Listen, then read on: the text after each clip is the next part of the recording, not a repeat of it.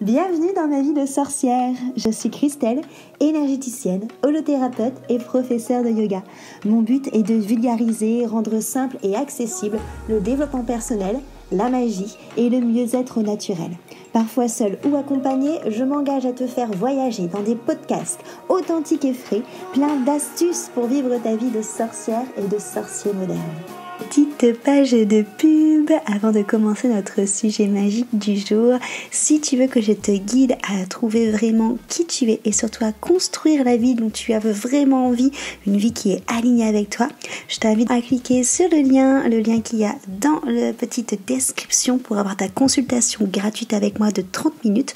Comme ça, on va pouvoir papoter et on va pouvoir voir quel outil magique justement je peux prendre pour venir t'aider et te guider. Je te dis à très vite dans un rendez-vous. En attendant, on passe à notre sujet magique du jour. Bonjour, j'espère que tu vas bien. Je suis Christelle de ma vie de sorcière et aujourd'hui je te retrouve autour de mon micro enchantée, autour de mon chaudron magique pour te parler, comme promis, je m'avais parlé lors du podcast des anges, des signes. Du coup, c'était hyper intéressant pour moi de te parler de ça et surtout quelque chose en fait qui revient souvent, cette fameuse phrase c'est un signe, où voilà, j'ai longuement moi-même demandé des signes lorsque j'étais dans ma relation toxique et où j'en avais, mais où en fait je les ai hyper mal interprétés.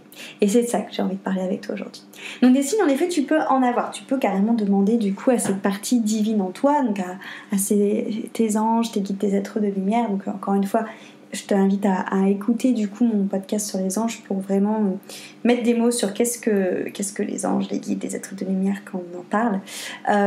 Mais c'est vraiment cette notion que tu peux parler avec eux et en effet avoir des signes pour savoir si tu es sur la bonne route ou pas, si c'est vraiment aligné avec toi ou pas, si c'est vraiment un chemin favorable pour toi ou pas, si ça résonne, sachant qu'encore une fois, il y a toujours le libre arbitre.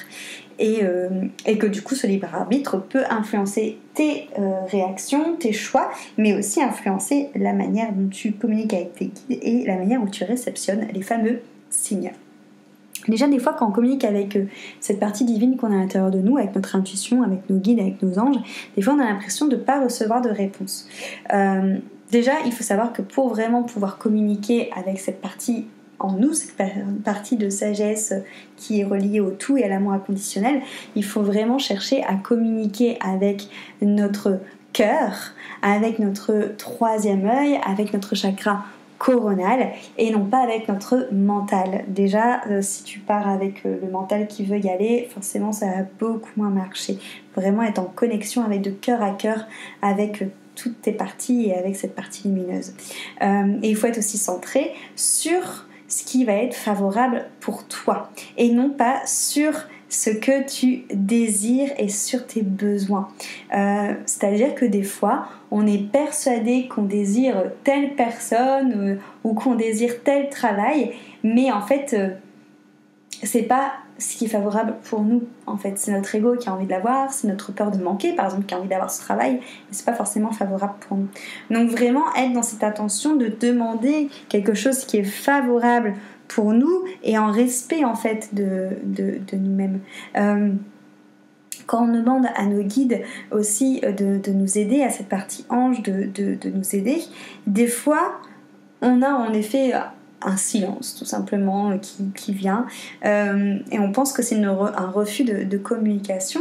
Or non, en fait le silence fait aussi partie d'une réponse des guides. Peut-être que c'est tout simplement à toi justement de reformuler ta question. Peut-être qu'elle n'est pas claire, peut-être qu'au final tu as déjà la réponse et que tu cherches juste à être rassuré, parce que c'est ça aussi, c'est que cette partie en nous d'intuition, ces guides, ces anges, cet univers, quand tu poses trop souvent 2 fois de suite la même question et quand tu insistes en fait, au bout d'un moment on ne te répond plus parce qu'on part du principe qu'en fait tu connais déjà la réponse et que tu l'as déjà en toi et que ça suffit en fait. Au bout d'un moment il faut être dans l'action. Donc voilà, il y a cette notion de là aussi, vraiment prendre aussi conscience que tu as ton libre arbitre et que des fois c'est toi qui fais en sorte de ne pas entendre la réponse si la réponse ne te convient pas, ne te correspond pas.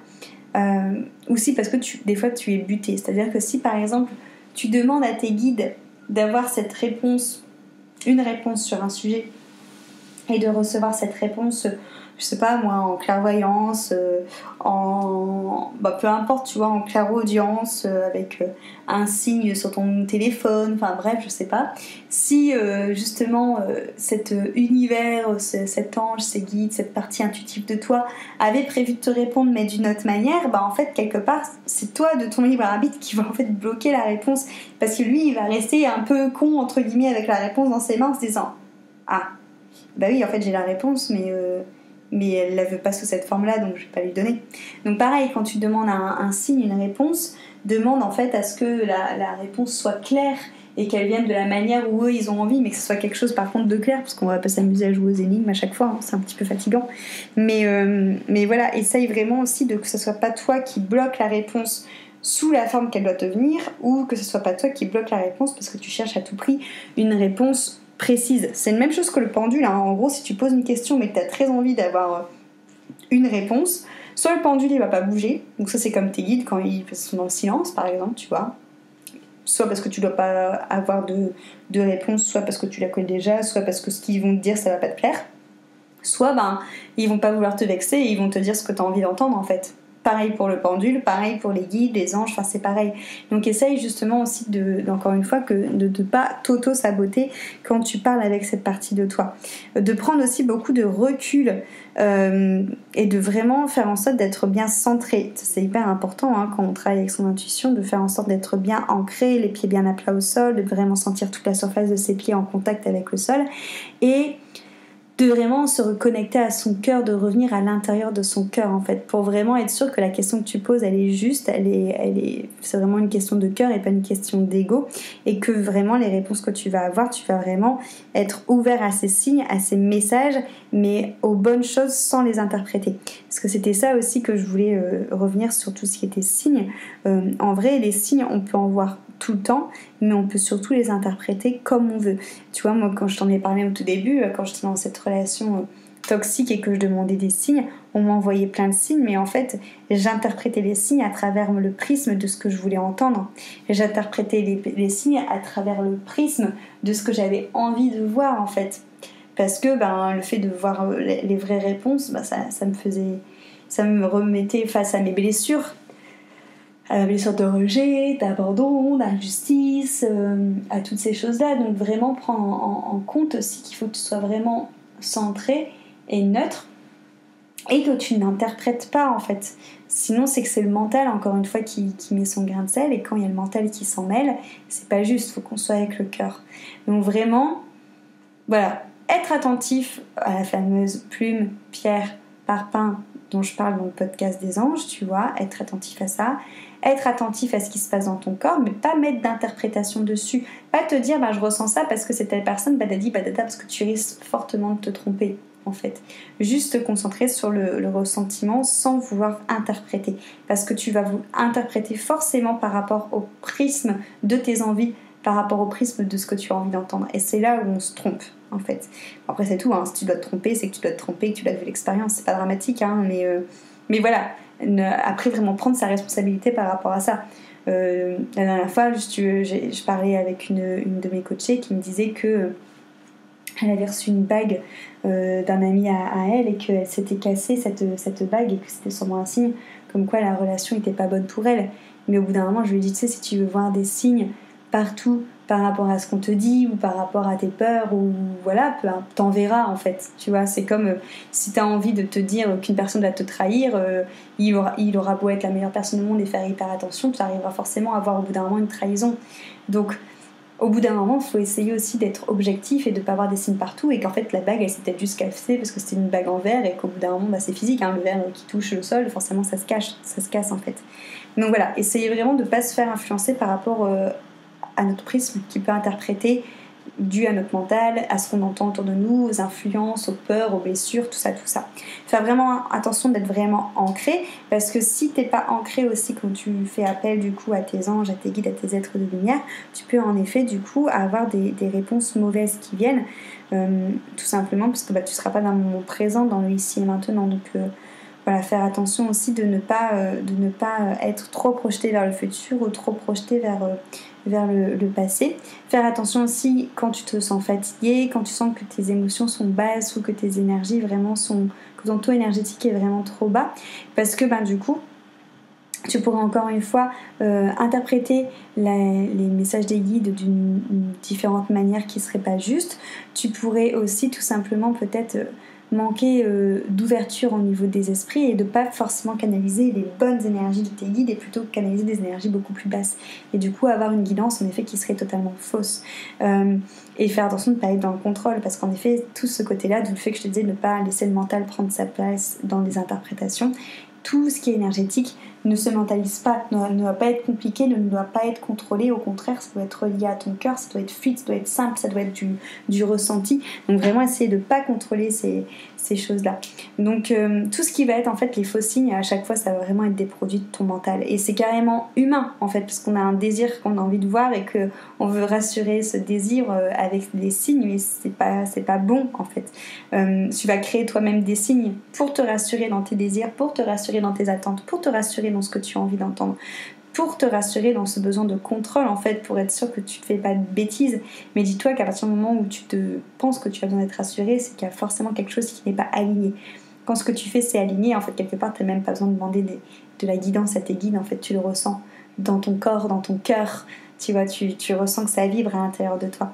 Donc voilà, vraiment te faire attention de ne pas confondre en fait tes envies, tes décisions, tes choix et les guidances et les signes. Tu vois, c'est vraiment des choses qui doivent être dans le cœur et c'est ça qui va le valider. Si vraiment tu fais attention que c'est si tu fais attention que c'est ton désir, ton envie qui justement amène des signes, des synchronicités à elle, c'est peut-être tout simplement parce que c'est ton mental qui a envie de les voir en fait, tu vois, et qui voit ce qui l'arrange tout simplement. Donc voilà, vraiment faire attention à ça, à ne pas trop, voilà, pour le coup je te parle d'une de mes expériences, mais attention aussi à ne pas trop solliciter les guides, les anges, ton intuition pour tout, pour rien. On le fait tous, hein. Enfin moi la première, quand j'ai commencé à savoir parler à cette énergie en touchant mon aura, en touchant l'énergie du coup de mes anges, en travaillant avec le pendule, après je demandais leur avis pour tout et pour rien, hein. C'est normal, au début on le fait tous je pense, mais c'est là où on perd aussi son libre arbitre et c'est à ce moment là moi où je me suis fourvoyée et au final c'était mon mental qui interprétait mal les choses. On fait vraiment attention qu'en fait encore une fois, cette énergie-là, et c'est une énergie de sagesse qui est là pour veiller sur toi, mais c'est pas tes serviteurs, ils doivent pas être là pour répondre vraiment à toutes tes questions, ils sont juste là pour te protéger et pour te guider, et pas pour savoir si tu dois manger une salade verte ou si tu dois manger des pâtes à la bolognaise, quoi, en gros, dans l'idée. Voilà. En tout cas, j'espère que ça t'a parlé, que ça t'a donné des petites clés. Je serais ravie d'en parler plus longuement avec toi, ou pourquoi pas justement de te faire travailler ton intuition, cette connexion à ton soi supérieur, à tes guides, à tes anges, à tes êtres de lumière lors d'un accompagnement. Donc prends un appel découverte avec moi pour qu'on puisse en parler et voir ensemble comment ça peut se matérialiser. En tout cas, je te remercie beaucoup pour ton écoute. Prends bien soin de toi et à très très vite.